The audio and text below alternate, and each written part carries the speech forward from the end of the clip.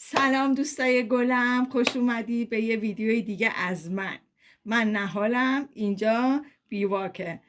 این دوتا قطعه رو خریدم برای یوتیوبم. بالا آنباکس میکنیم با هم ببینیم. خب این میشه پایه موبایل. اینو قبلا داشتم ولی اینو نداشتم، الان اینو گرفتم. حالا با هم دیگه آنباکسش کنیم. او مای گاد، این از این،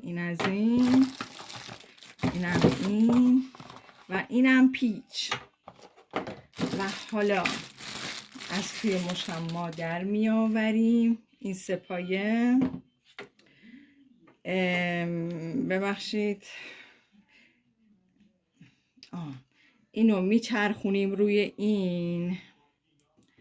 یه ذره میز کامپیوترم کوچیکه، اینو میچرخونیم. خدایا شکرت بچه ها، شکرت امروز بارون اومده.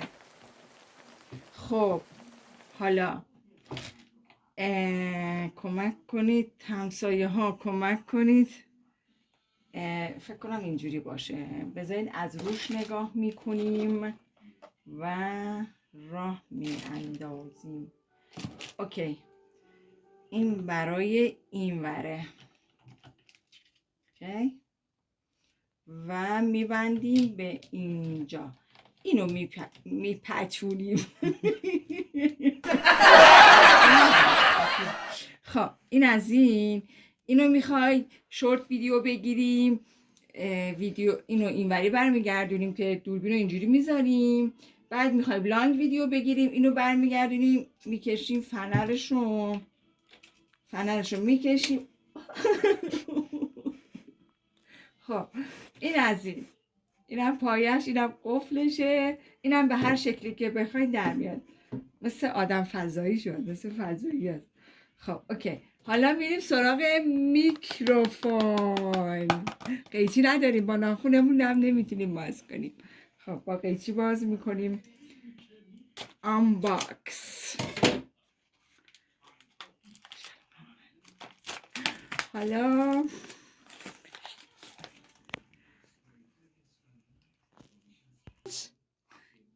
این از این. دی او مای گاد بچه ها، اینا هدیه روز مادر و روز تولدمه. حالا اینم میکروفونه. یا علی میکروفون.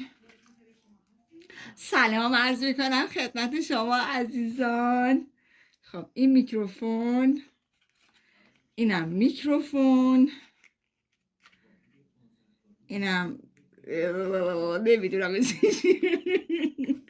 اینم میکروفون، اینم که میخوره زیر